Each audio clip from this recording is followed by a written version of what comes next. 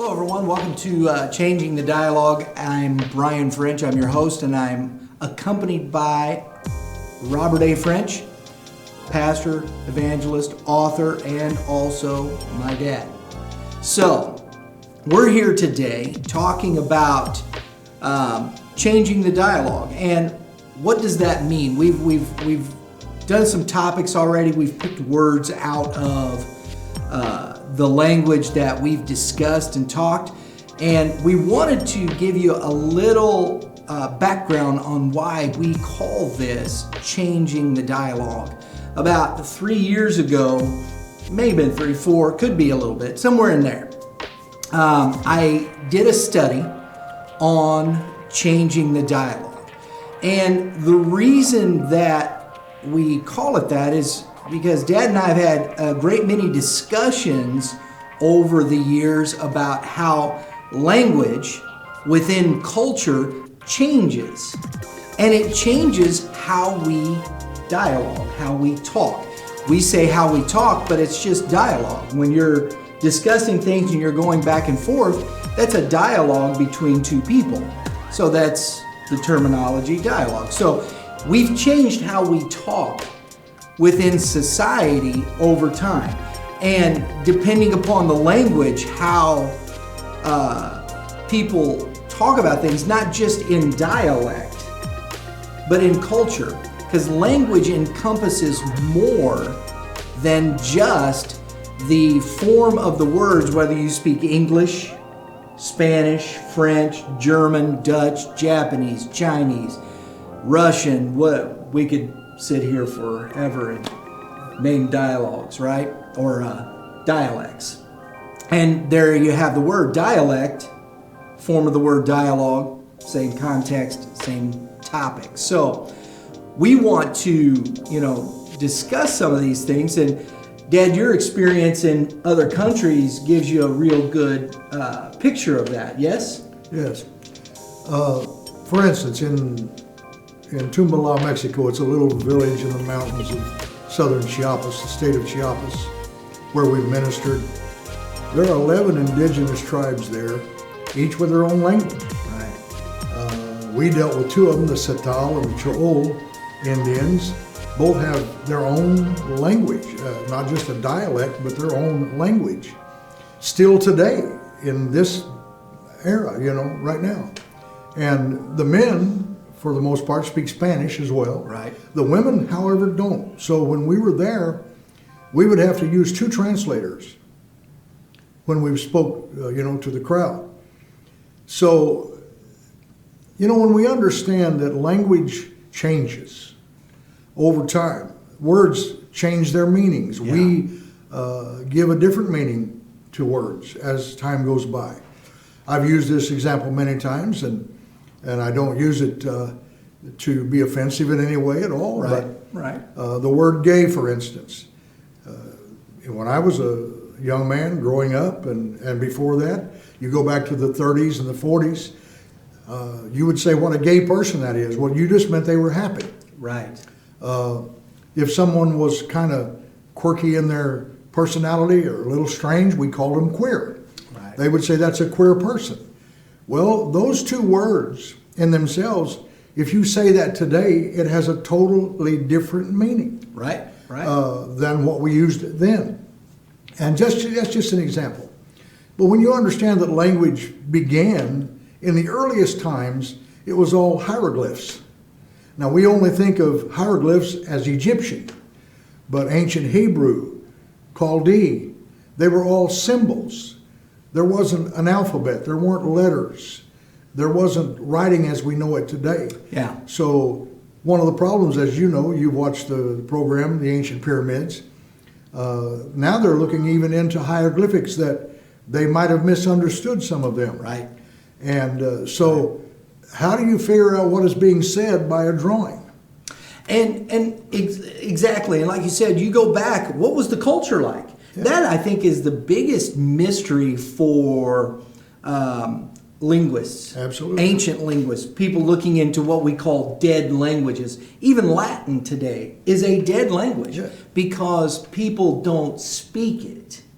So looking back at those languages and trying to figure out what were they trying to communicate, which is really the essence of language, is the ability to communicate an idea in a clear, concise, coherent manner. Correct? Absolutely. Well, when you said Latin, Latin was once the language of the entire Roman Empire. Right. As far as Rome, Italy, all that area, and all the Romans spoke Latin. Where did it go?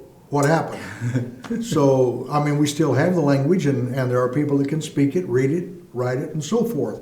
But as you said, it isn't spoken. So, another difficulty with language that I found is that if you read things that have been translated by the translators, oftentimes they say there isn't really a good word in English that fully translates this word. Right, right. And I've ran across that several times, and I thought, well, what do you mean? Well, what they're meaning is that to say what that word means in that language, in our language, it takes an explanation. Right. Not just a word. Yeah, you just trying to stick one word in that. You can't do it. You have to explain what that means. I know in Spanish, which I've had a lot of experience with in speaking in Latin countries, there are times when I would say a long sentence in English and the interpreter would say 3 or 4 words. Right. And covered it all. Right. And sometimes the opposite is true. You'll say something and they have to go a long way around to explain it. Mm-hmm. One of the things that you learn when you use interpreters is not to throw them a curve. You have to, now what I mean by that is you have to be aware of certain things. For instance, humor, when you were talking about culture. Right. You can't use certain American colloquialisms and humor when you're speaking to a Latin audience, because they don't understand what you're talking about. Right. They wouldn't think it was funny. They wouldn't even know what you meant. The humor doesn't translate. It doesn't translate. Right. Because they don't understand our culture. Right. Which actually humor, when you think about humor, it's really based on culture. It is. Because we think it's funny how we act. And that's what Right. that's what we make fun of. It's funny because it's true. Absolutely. And so you have to be very careful that you don't. I had an interpreter one time, for instance, that I told a story. And afterwards he told me, he said, I didn't tell you. He said, I interpreted everything right, but I didn't tell that same story. And I said, well, what do you mean? He said, they wouldn't have understood it. So I made it. He said, I thought of one that they would understand, and I used that as an example instead. And that's quick thinking. Very fast. Yes. He was great. I remember talking to Bobby Del Campo, one of my interpreters in those days, and a friend of mine. And I was in the mountains in Chiapas, in fact, and I was going to use the scripture where Jesus said the little foxes spoil the vine. And the missionary there told Bobby, and Bobby told me, you can't say that. You can't use that here. And I said, Right, because they don't know what They said they didn't know what a fox was. Right. They'd never seen a fox. So what is a fox? So we had to think of an animal that they consider sly and so forth, or an animal that would do the same thing that baby foxes do. Right. Because that country was coffee country, right? Right. You were there with me. Yes. And so what would spoil the coffee? Right. Because the little foxes are turned loose in the vineyard and they go in and eat the young grapes. And the mother fox just lays there and waits on them. What destroys the coffee bean? Yeah, what destroys that? So we had to come up with something that they understood. Yeah. So it's a very difficult thing. You know, going back to what we were talking about, Latin, the Roman Empire and whatnot. Quickly, the Roman Empire, Latin became a dead language because of the cultural impact of Greek philosophy. Yes. And this is what we don't see in history sometimes. The reason that the Latin language fell off was because of the power of Greek philosophy. And when you see why the world is so dominated by Greek philosophy. You can see it just within what happened to the Roman Empire. Greek philosophical thought dominated the world, and it began to change the dialogue and change how we spoke and the dialect we spoke, and Greek became the language of the Roman Empire quickly because of that. In government, it was still Latin. Yes. The government of Rome and everything in that was still Latin. But the rest of the world was Greek in its dialect, in its language, in its thinking, because of how prominent those philosophers were. And I think that's a very interesting point. And when we're talking about these discussions and how those things go back and forth. So I think it's a great subject. It's just such an interesting subject. You can talk forever about it. Yes. We don't have forever right now, but what we are planning to do, and this is something that Dad and I have worked on and discussed for many years over the past just recent years too, is how words translated out of the Bible from Hebrew and Greek and how we see them in English in our King James Bible, in our New International Version, in our English Standard Version, in our Good News Bible, in the Lexham English Bible, and the list goes on. Yes. You know, they have the New American Standard, the NAS Bible. I mean, there are just so many different translations because of this particular subject matter, yes? Yes. Yeah, because they're trying to figure out what it actually said. And in interpreting it into our language, what we would say modern English, well, right. Modern English is really, in my opinion, our English today is kind of a step down to the English spoken by earlier generations. Right. I know Churchill once said that Britain and America were two great nations separated by a common language. Yes. It's because, true. You know, sometimes what they would say, I've noticed if you watch any kind of British shows or anything like that, you will notice that they still use were instead of was. Mm-hmm. They would say instead of was it, they say were it. And they still use the word were instead of was. If we would hear someone say that, it would throw us off a little bit. We'd say, what do you... Because... the dialogue would change. Yeah. Was is past tense. Were is... But were, we don't use were in America. It's the same, too. We think of dialect in America like we have the southern dialect, the northeastern dialect. Well, you're from Louisiana, you're from Maine. Boston. Boston, yeah, and so forth. What's interesting is a friend of mine in Mexico City told me one day, she said, it's really hard to understand the people in southern Mexico. And I said, oh, why? What are you talking about? She says, they speak so slow. She said, their dialect is totally different. And first time I ever heard that. And then in the north part of Mexico, it's intermingled so much with English that they have words that they kind of change it and mix it, and it doesn't relate to actual Spanish.